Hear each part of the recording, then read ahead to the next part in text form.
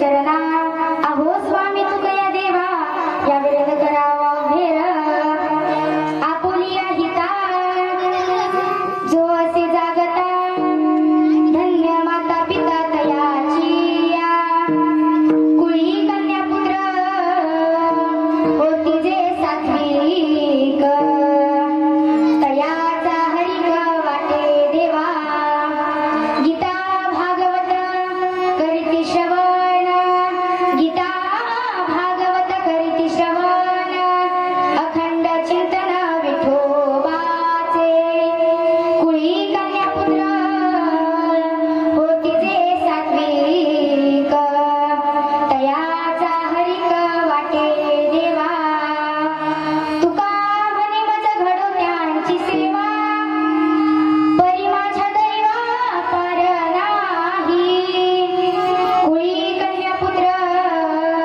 होती जे सात्विक तयाचा हरिक वाटे देवा विठ्ठल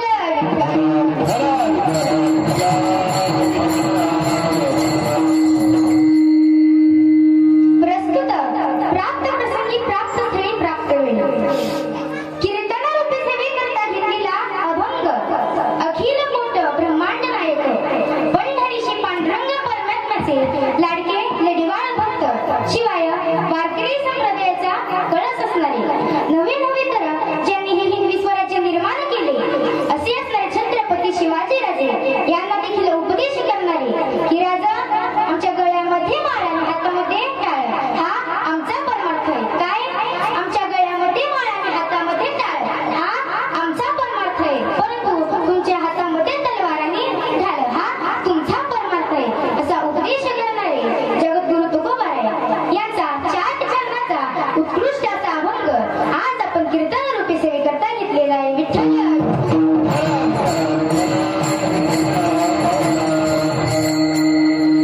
अभंगाच्या भावार्थीकडे वळण्यापूर्वी अल्पसा परिहार द्यायचा तो असा की म्हणतात ना समय से पहले और तकदीर से ज्यादा समय से पहले और तकदीर से ज्यादा किसी को कुछ भी नहीं मिलता time ended best for non म्हणजे वेळ आणि संधी ही कोणासाठी थांबू शकत नाही म्हणून ही महत् भाग्याची वेळ आहे ज्याच्यामुळे मला प्राप्त झाली असे असणारे माझे आई वडील गुरुवर्य आणि तुम्ही सर्व ग्रामस्थ मंडळी मी तुमच्या चरणी एकदा नतमस्तक होते आणि माझ्या सेवेकडे वळते विठ्ठल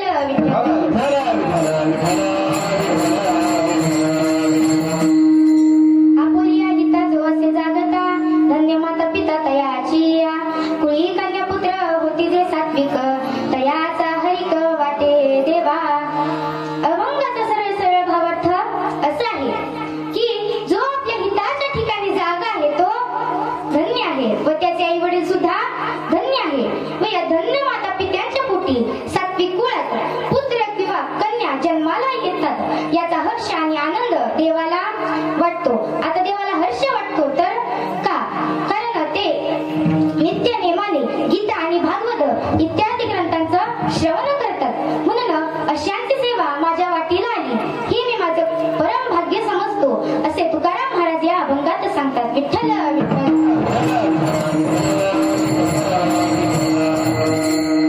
तुकाराम महाराज सांगतात की जो आपल्या हिताच्या ठिकाणी जागा आहे त्याचे आई वडील धन्य आहेत मग आता हित कशाला म्हणायचं हिता म्हणजे काय हित ते करावे पैशाची चिंतन करोनिया मन शुद्ध भावे आता याला हित म्हणून चालेल का तर नाही कारण पैसा तेरे 3 नाम वर्षा परस परशुराम पैसा आणि धन या नाश पावणाऱ्या गोष्टी आहेत यापासून हित सक्सेस होणार आहे का तर नाही कबीर महाराज सुंदर वर्णन करतात इसतन धन की कोण बराई देखत नेना में मिट्टी मिलाई मग हित कोणतं करावं हित ते करावे संसाराची चिंतन करोनिया मन शुद्ध भावे आता संसाराच्या चिंतनात हित आहे का तर नाही कारण संसार या धन्यतेच्या लायकीचा असता तर संत मायबापाचे म्हणलेच नसते दुःख बांधवडी आहे हा संसार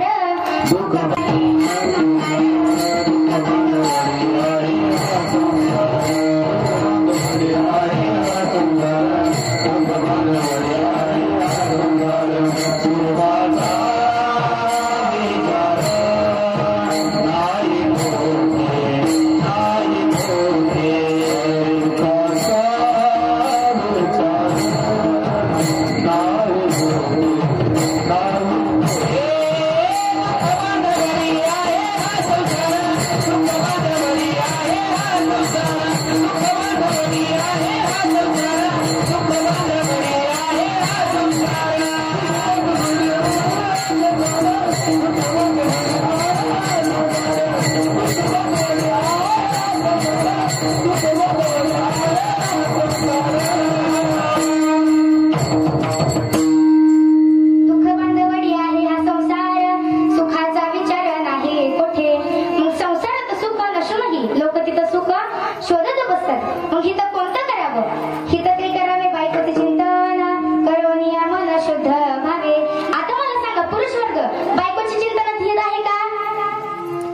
नाही. एक तुम्हाला एक उदाहरण देते बघा. असंच एक राजा होता. त्याने आपल्या सर्व प्रजेला आपल्या सभेमध्ये बोलवलं आणि एक प्रश्न मांडला की यातील जे जे बायकोचं ऐकतात ते एका लाईन मध्ये उभं राहा आणि जे जे ऐकत नाही ते एका लाईन मध्ये उभं राहा. आता बायकोचं तर सगळेच जण ऐकतात, ऐकतात ना? त्यामुळे सगळे बायकोच्या ऐकणाऱ्या लाईन मध्ये उभा राहिले. पण त्यातला एक दीडशाना होता, तो बायकोच्या नाही ऐकणाऱ्या लाईन मध्ये उभा राहिला. आता राजाने त्याला विचारलं, काय रे बाबा, तू या लाईनीत का उभा राहिला? तेव्हा तो म्हणाला की घरून येताना मला माझ्या बायकोनी सांगितलं होतं की जास्त गर्दीत घुसून जाऊ नका, म्हणून मी या लाईनीत उभा राहिलो. विठ्ठल विठ्ठल.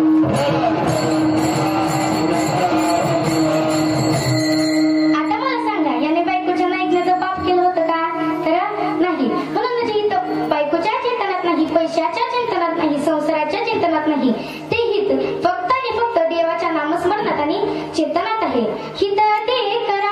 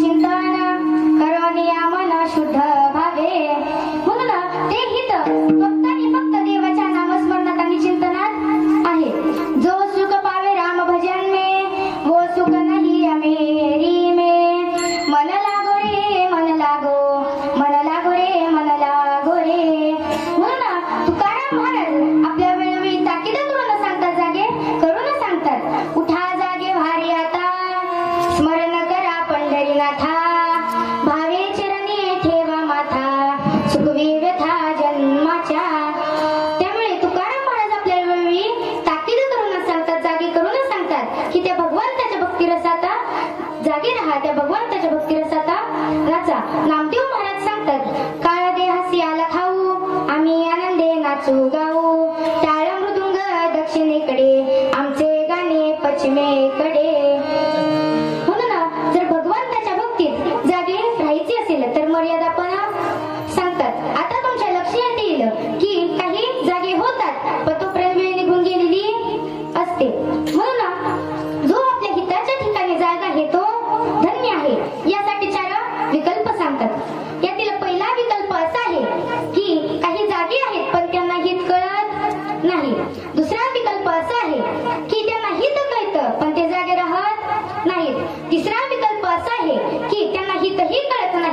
जागी ही राहत नाहीत. आणि शेवटचा विकल्प असा आहे की त्यांना हितही कळतं आणि ते जागीही राहतात. आता आपण पहिल्या क्रमांकाचा विकल्प पाहू की काही जागे आहेत पण त्यांना हित कळत नाही. तर असाच एका घराला आग लागली. घर ढनाढना पेटू लागलं. बाप बघतोय, मुलं बघतायत. बापाने मुलांना सांगितलं की मुलांनो इकडे या. मुलं धावत आपल्या वडिलांजवळ आली आणि म्हणाली काय बाबा?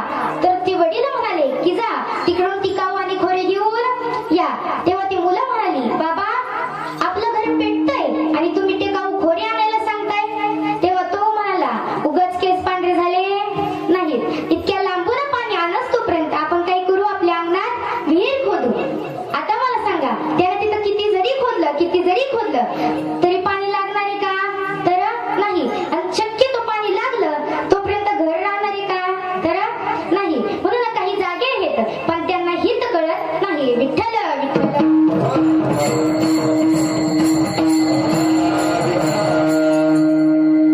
आता आपण दुसऱ्या क्रमांकाचं हित पाहू की त्यांना हित कळतं पण ते जागे राहत नाहीत. आता कीर्तनात सांगण्याचं हित आहे, ऐकण्याचं सुद्धा हित आहे, पण लोक इथं दुसऱ्याच्या बरोबर येतात आणि झोपा काढतात. आपल्या कीर्तनात कोण झोपलं नाही ना? का झोपले? झोपले की काय? कोण झोपलं नाही ना? विठ्ठल विठ्ठल.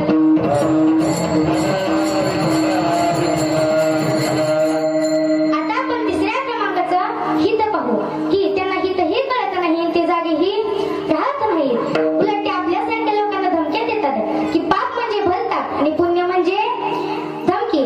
पण जोपर्यंत जीवन आहे तोपर्यंत आनंदाने जगायचं, त्या भगवंताचं नामस्मरण करायचं. कारण हे आयुष्य कसं निघून जातं काही समजत नाही.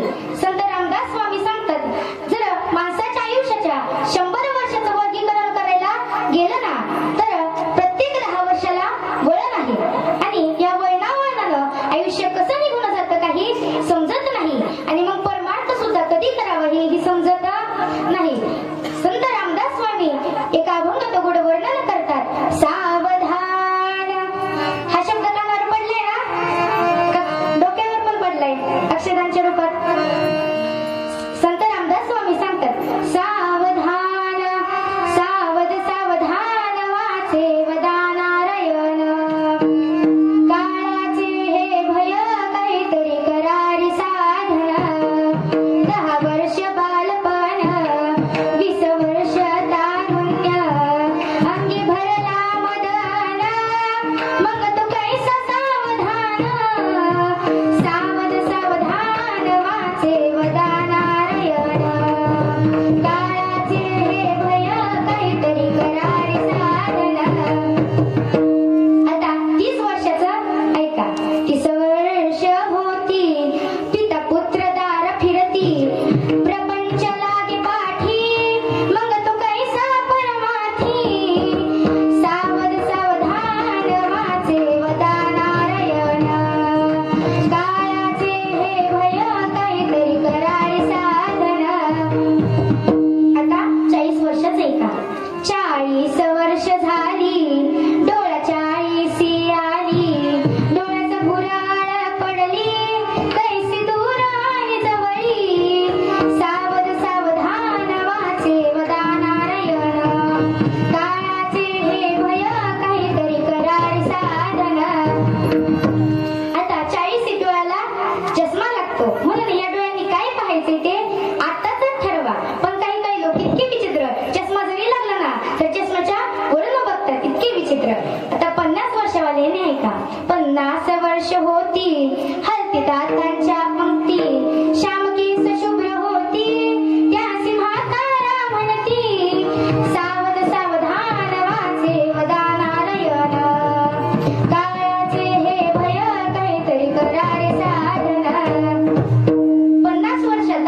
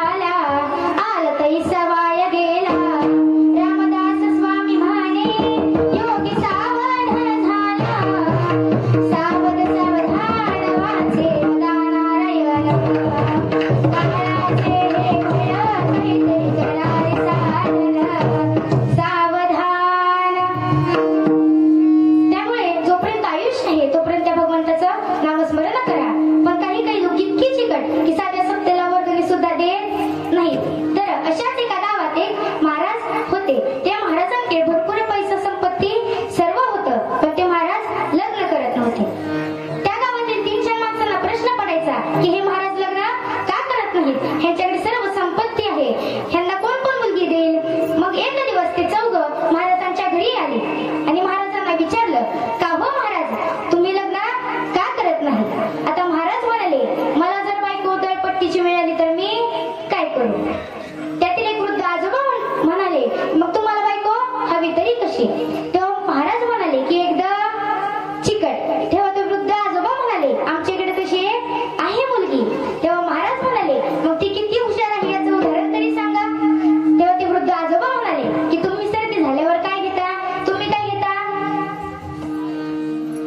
बोलत चला. जर तुम्ही नाही बोललात तर मी पण नाही बोलणार. मी इथं थांबून राहील नुसती. सर्दी खोकला झाल्यावर तुम्ही काय घेता? औषधं घेता. परंतु वृद्ध आजोबा म्हणाले की ती इतकी चिकट आहे, इतकी चिकट आहे की सर्दी झाल्यावर तशीच घेऊन घेते, इतकी चिकट आहे. विठ्ठल विठ्ठल.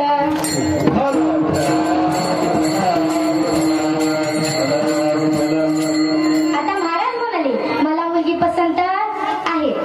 मग त्या ठरल्याप्रमाणे दोघांचं लग्न झालं आणि लग्न झाल्यानंतर 15-20 दिवसांनी त्या गावात अखंड हरिनाम सप्ताह बसला.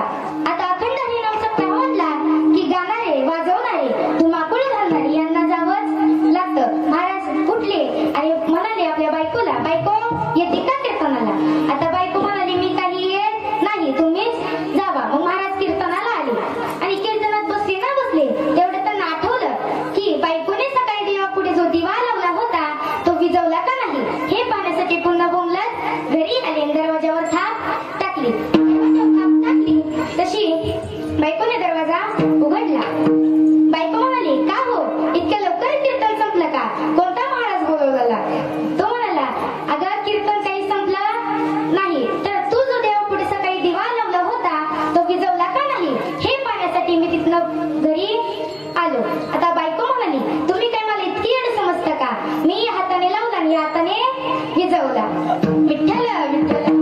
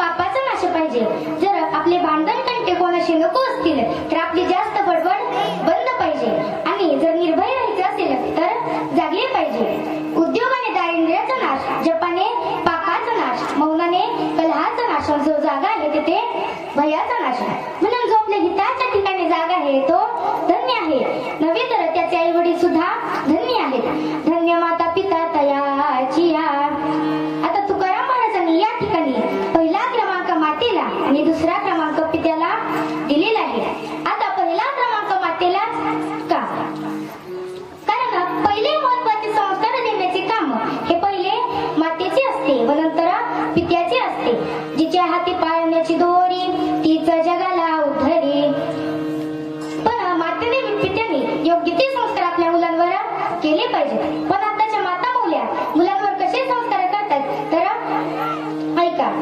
एकदा दोघी मैत्रिणी एका बागेमध्ये भेटल्याच्या नंतर त्या दोघींच्या गप्पा सुरू झाल्या. आता बायकांच्या गप्पा म्हणल्या की कोणता सब्जेक्ट कुठं घेऊन जातील काही सांगता येत नाही. त्या दोघी आपल्या बोलू लागल्या. तेवढ्यात पहिल्या मैत्रिणीचं लक्ष दुसऱ्या मैत्रिणीच्या मुलाकडं गेलं आणि ती तिला म्हणाली, का ग तुझा बंट्या तर फारच उड्या मारतो. ती दुसरी म्हणाली, अगं त्याचं काय झालं सांगू का? हा जेव्हा 8 महिन्याचा गर्भात होता तेव्हा आम्ही जोडीने सर्कस पाहायला गेलो होतो आणि त्यातल्या माकडाचा परिणाम याच्यावर झाला, त्यामुळे हा इतक्या उड्या मारतो. आता पहिली काही कमी होती का? ती म्हणली, तुझ्या बंट्याचं जोड माझ्या पिंट्याचं सांगते. हा जेव्हा 8 महिन्याचा गर्भात होता तेव्हा आम्ही जोडीने शोले पिक्चर पाहायला गेलो होतो. शोले पिक्चर माहिती ना सर्वांना? त्यातील गब्बरचा परिणाम याच्यावर झाला, त्यामुळे त्याने जन्मताच प्रश्न केला, मा कितनी आदमी थे? असे संस्कार आहेत. पण संस्कार कसे करावे तर एक मध्यवर्गीय गृहस्थ आपल्या मुलाला घेऊन भर दुपारी एका शेतातून जात होता. त्या शेतातून जात असताना त्या शेतात एक शेतकरी जमीन नांगरत होता आणि आकाशाकडे बघून म्हणत होता, देवा काय करावं काही समजत नाही. कालपासून मुलं उपाशी आहे, कारभानीच्या पोटात अन्नाचा कण नाही, काय करावं काही सुचत नाही. हे शब्द त्या मुलाने व त्याच्या वडिलांनी ऐकले. हे शब्द ऐकून त्या मुलाच्या मनात काहीतरी झाले. तो मुलगा म्हणाला, बाबा या शेतकऱ्याचा शर्ट त्या झाडाला अडकवलेला आहे ना, त्या शर्टाच्या खिशात आपण 2-3 दगड टाकू, मग खूप मजा येईल. तेव्हा ते वडील म्हणाले, नाही रे बाळा, आपण त्या शर्टाच्या खिशात 2 चांदीचे नाणे टाकू. तेव्हा तो मुलगा म्हणाला, नाही बाबा, आपण दगडच टाकू. तेव्हा ते वडील म्हणाले, 2 चांदीचे नाणे टाकू, तू बघ तरी किती मजा येते. त्या मुलगा नाईलाजाने तयार झाला आणि त्या शेतकऱ्याच्या शर्टाच्या खिशात 2 चांदीचे नाणे टाकले. ते दोघे एका झाडाच्या मागे लपून बसले. थोड्या वेळाने शेतकऱ्याने नांगर सोडला, आपली बैल झाडाला बांधले, त्यांना चारा घातला आणि आपल्या झाडीला अडकवलेला मळकडलेला शर्ट आपल्या अंगात घातला आणि दररोजच्या सवयीप्रमाणे खिशात हात घातला. तर काय 2 चांदीचे नाणे. शेतकऱ्याला आनंद झाला. तो धावत शेतात गेला आणि आकाशाकडे बोल म्हणाला, देवा कोणाच्या रूपात आलास रे? माझ्यासाठी एवढं कष्ट घेतलंस. ज्याने कोण हे केलं असेल ना त्याला सुख समृद्ध ऐश्वर्य दे. हे शब्द त्या बापाने व त्या मुलाने ऐकले. तेव्हा तो मुलगा म्हणाला, बाबा मला कळतंय पण वळत नाही. माझ्या अंगातून सुखाच्या आनंदाच्या लहरी उठत आहेत. त्याचे वडील म्हणाले, बाळा माणुसकीचा धडा तू शिकलास रे, त्या गोरगरिबांचे शब्द तू ऐकलेस रे. असे संस्कार असावे. पण आताचे पिता कसे संस्कार करतात तर बघा. विठ्ठल विठ्ठल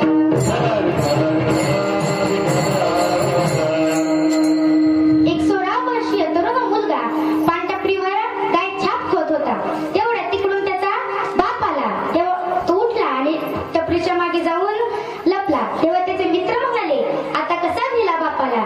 तर तो म्हणाला, मी काय माझ्या बापाला घाबरलो नाही, तर तो यातली सारडी मागतो म्हणून मी टपरीच्या मागे जाऊन लपलो. असे संस्कार आहेत.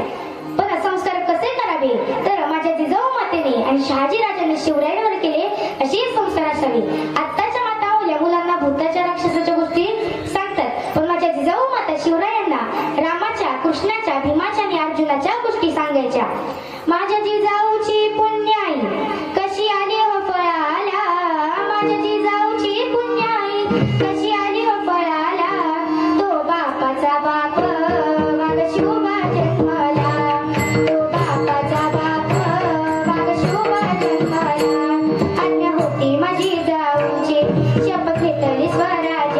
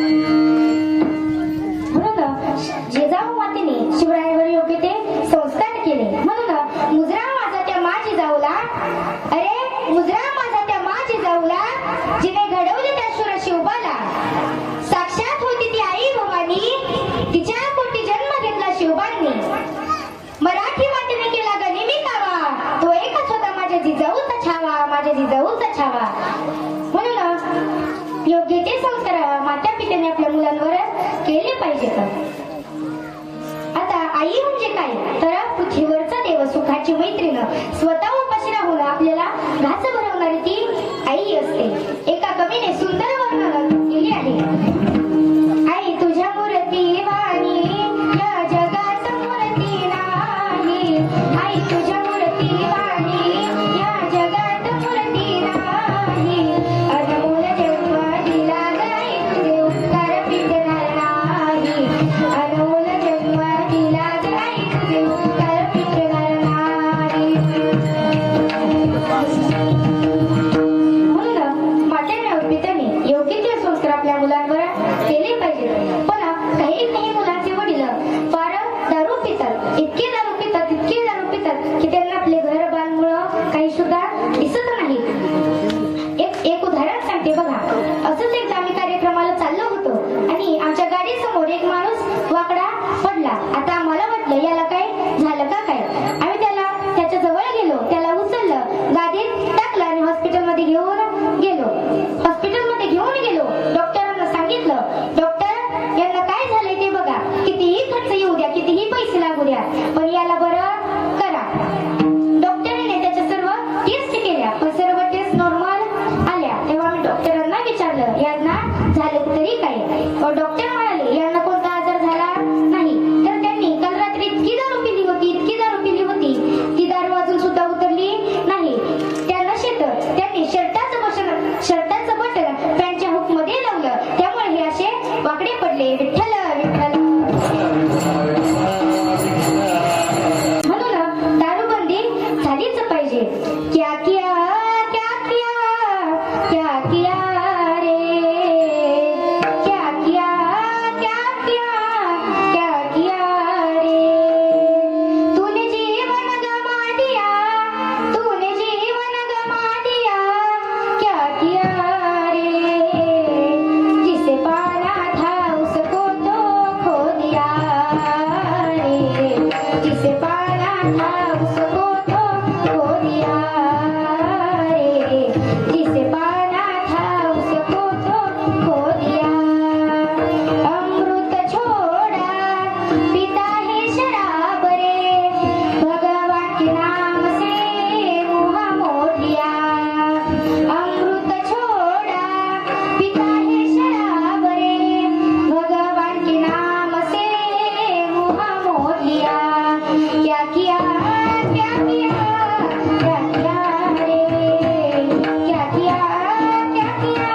क्या किया रे. तूने जीवन गमा दिया. क्या किया रे. जिसे पाना था उसको तो खो दिया रे. जिसे पाना था उसको तो खो दिया रे. म्हणून दारूबंदी झालीच पाहिजे. म्हणून मात्यानं व पित्याने योग्य ते संस्कार आपल्या मुलांवर केले पाहिजेत. मग या धन्य मात्या पित्यांच्या पोटी सात्विक कुळात पुत्र किंवा कन्या जन्माला येणं यात नवल काय. तर अभंगाचं द्वितीय शब्द.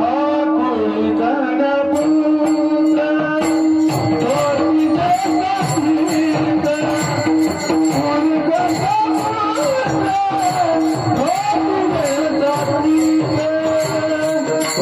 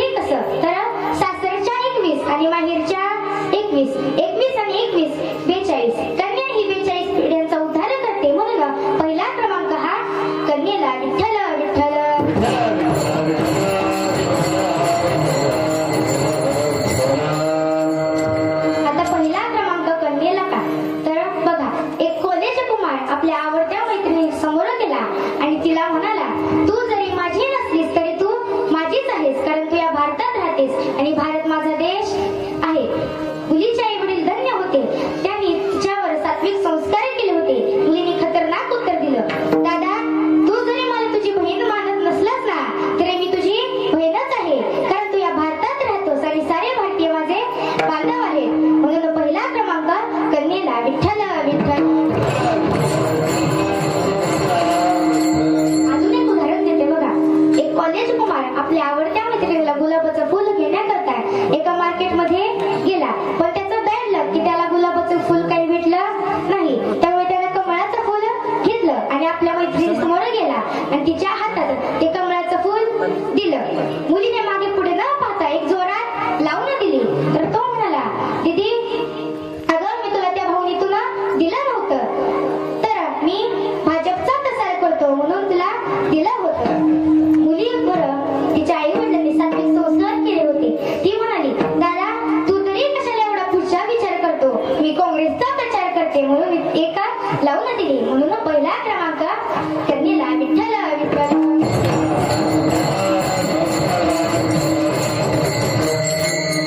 आता पुत्र म्हणजे काय, तर जो नरकातून तारतो त्याला पुत्र असे म्हणतात.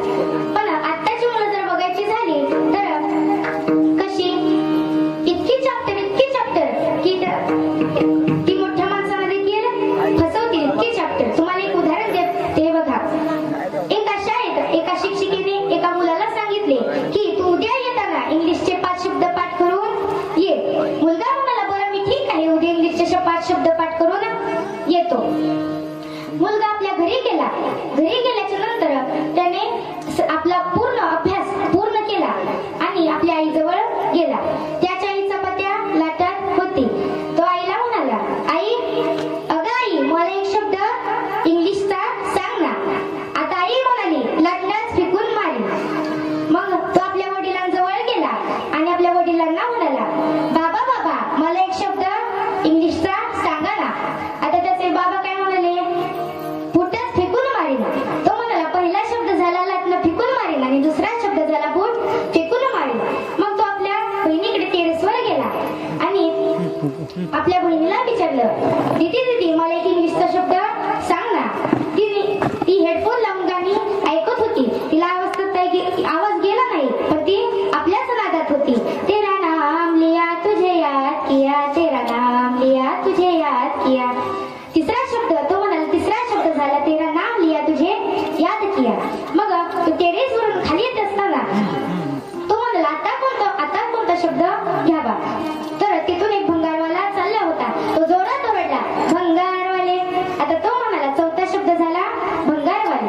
मग तो म्हणाला की राहिलेला एक शब्द आहे, तो आपण उद्या कुणाला तरी विचारू. मग दुसरा दिवस उजाडला. मुलाने शाळेचं आवरलं आणि शाळेत निघाला आणि तो रस्त्याने जात असताना तिथून एक प्रेत यात्रा चाललेली होती. त्याने त्या प्रेत यात्रातील एका माणसाला विचारले की काका, यांना काय झालं. आता तो म्हणाला, तो मेला. मग तो म्हणाला, आता 5 शब्द झाले. पहिला लाटणं फेकून मारीन, दुसरा बूट फेकून मारीन, तिसरा तेरा नाम लिया तुझे याद किया आणि चौथा शब्द भंगारवाली आणि 5वा तो मेला. मग तो शाळेत पोहोचला. शाळेत पोहोचल्याच्या नंतर शिक्षिकेने प्रार्थना घेतली, हजेरी घेतली आणि त्या मुलाला उभं केलं आणि विचारलं, सांग आता इंग्लिशचे 5 शब्द सांग. मग तो म्हणाला, लाटणंच फेकून मारी. शिक्षिका म्हणाली, तू शब्द पाठ करून आलास की नाही. तो म्हणाला, बुटच फेकून मारीन. शिक्षिका म्हणाली, तू इंग्लिशचे 5 शब्द पाठ करून आला नाहीस, मग घरी जाऊन केलं काय. तर तो म्हणाला, तेरा नाम लिया तुझे याद किया, तेरा नाम लिया तुझे याद किया. शिक्षिका म्हणाली, तू या शाळेला समजले तर काय. तर तो म्हणाला, भंगारवाले. विठ्ठल विठ्ठल.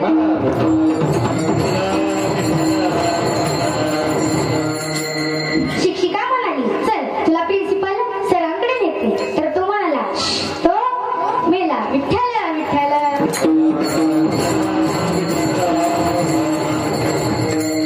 इतके विचित्र मुलं आहेत. पण पुत्र कसा असावा, तर साने गुरुजींसारखा ज्ञानोबारायांसारखा ज्ञानोबारायांसारखा तुकोबारायांसारखा आणि भगीरथ राजासारखा. भगीरथ राजाचं कथा मग सर्वांना शक्यतो माहित असेल. सागर राजाला किती पुत्र होते तर 80,000 पुत्र होते. पण एका ऋषींच्या श्रापामुळे ते सर्व भस्मखाक झाले. पण त्याच कुळात भगीरथ नावाचा राजा जन्माला आला आणि त्याने स्वर्गातून गंगा आणून सर्व पूर्वज आपले मुक्त केले. आता सुरुवातीपासून जर पाहायचं झालं तर भगीरथ राजाने गंगा मातेची आराधना सुरू केली. तेव्हा गंगा माता भगीरथ राजाला प्रसन्न झाल्या आणि गंगा माता म्हणाल्या, बोल तुला काही पाहिजे. भगीरथ राजाने सर्व हकीकत गंगा मातेला सांगितली. तेव्हा गंगा माता म्हणाल्या, हे सर्व ठीक आहे, पण मी एवढ्या उंचीवरून खाली येईन तेव्हा मी जर सरळ पाताळात गेले तर सर्व पापी माझ्यात आंघोळ करतील, मग मी ते पाप कोठे घालू. तेव्हा भगीरथ राजा चिंतेत पडले. त्यांनी भगवान शंकराची आराधना सुरू केली. हे भोळ्या शंकरा, हे भोळ्या शंकरा, आवड तुला बेलाची, आवड तुला बेलाची, बेलाच्या पानाची.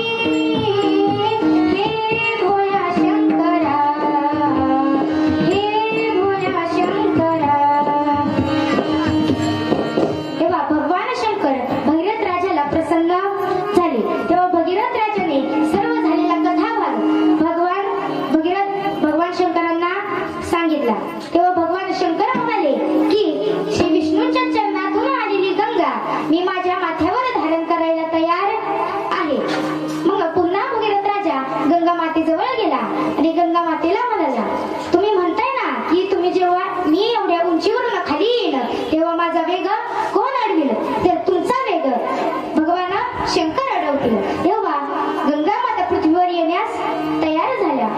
मग भगीरथ राजा पुढे पुढे आणि भगवान आणि गंगा माता त्यांच्या मागे मागे. पण मध्येच येत असताना जान्हवी ऋषींनी गंगा गिळाली. मग भगीरथ राजा जान्हवी ऋषींजवळ गेला आणि जान्हवी ऋषींना सर्व हकीकत सांगितली.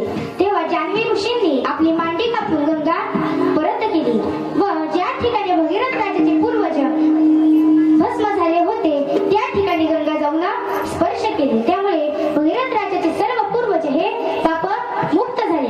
म्हणून पुत्र कसा असावा तर ज्ञानोबा तुकोबारायांसारखा.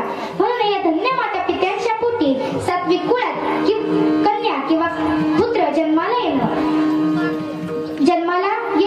याचा हर्ष आणि आनंद देवाला वाटतो. हेच तुकोबारा या भंगाच्या तृतीय चरणात सांगतात. गीता भागवत भागवत गीता भागवत करे श्रवणा. गीता भागवत भागवत गीता भागवत करे श्रवणा. गीता भागवत भागवत गीता भागवत करे श्रवणा.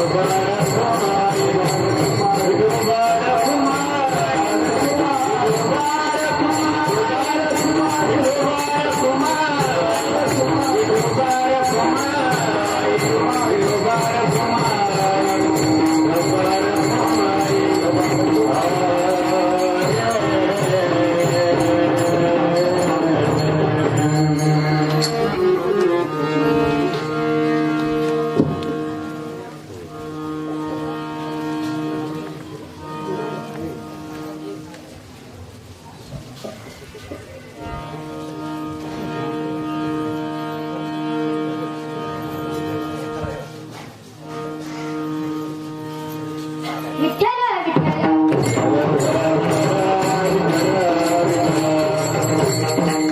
आपल्या कीर्तनाची नियोजित वेळ ही जवळपास संपलेली आहे.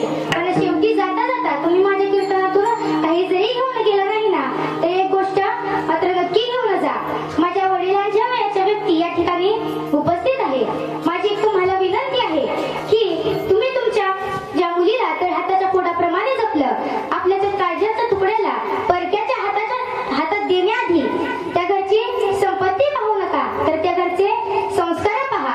कारण जर तुम्ही त्या घरची संपत्ती पाहून मुलगी दिली ना, तर ती मुलगी कधीच सुखात राहणार नाही.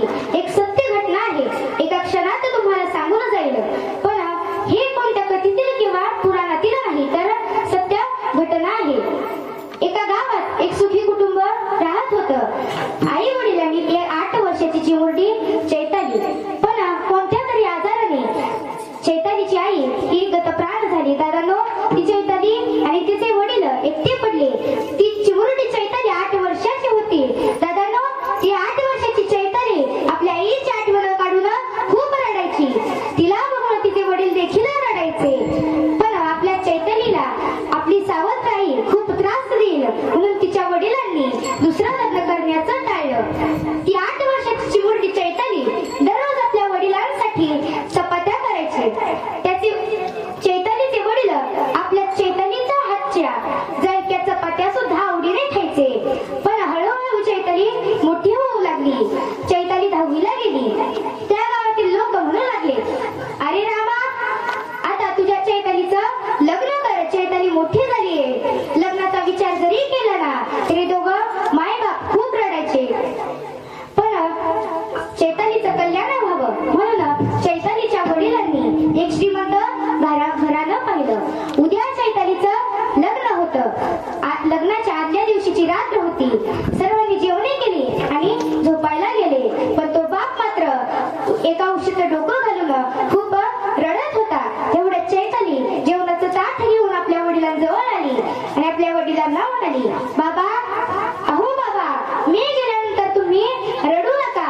वेळेवर जेवत जा, वेळेवर औषध गोळ्या घेत जा. दोघांची नजरानजर झाली. दोघं एकमेकांच्या गळ्यात पडून खूप रडले.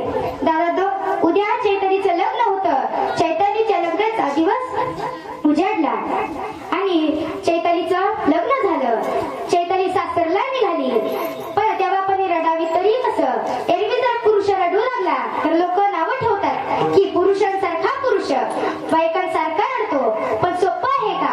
लहानाचं मोठं करायचं, तर हाताच्या पोळाप्रमाणे जपायचं आणि एका क्षणात परकेच्या हाती दिला. मुलीचा बापच व्हावं लागतं, मुलीचा बापच व्हावं लागतं. चैताली आपल्या सासरला गेली. पण ती सासरचे लोक चैतालीला खूप त्रास देऊ लागले. चैतालीला खूप मारायचे. एक दिवस चैतालीच्या सासूने चैतालीला सांगितले की जा, तुझ्या बापाकडून 35,000 रुपये घेऊन ये. दादांनो, ती चैताली म्हणाली, आई, माझे वडील गरीब आहेत. ते दुसऱ्याच्या घरी काम करतात. त्यांच्याकडे पैसे नाहीत. तेव्हा सासू म्हणाली, मला उलट बोलतेस. तिने चुलीतल्या जळत्या लाकडाचा लाकूड घेतलं आणि चैतालीच्या पाठीवर मारलं. चैताली खूप रडली. आपल्या बापाजवळ आली, माहेरला आली आणि बापाला सर्व हकीकत सांगितली. त्या वडिलांनी जेव्हा चैतालीच्या पाठीवरचे ओळ पाहिले ना, तेव्हा तो बाप रडू लागला. तो बाप म्हणाला की चैताली, तुला 35,000 काय 35 लाख लागू दे, मी दररोज सालाने काम करेन, पण तुला काही कमी पडून देणार नाही. तिच्या वडिलांनी तिच्या हातात 35,000 रुपये दिले आणि चैताली सासरला आली.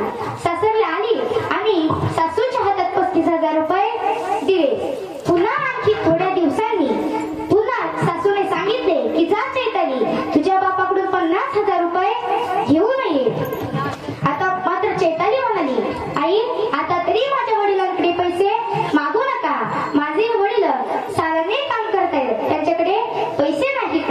तेवढ्यात तिकडून त्याचा नवरा आला. नवरा म्हणाला, माझ्या आईला उलट बोलतेस. चैतालीला खूप मारलं. चैताली 2 महिन्याची गरोदर होती. सासऱ्याने तिच्या पोटात लाथा घातल्या. पण तेवढ्यात कोणीतरी तिकडून रॉकेल आणि काडीची पेटी आणली. दादांनो, त्या चैतालीला जिवंत जाळलं. चैताली 80% जळाली होती. तेवढ्यात शेजारच्या चैतालीला हॉस्पिटलमध्ये नेलं.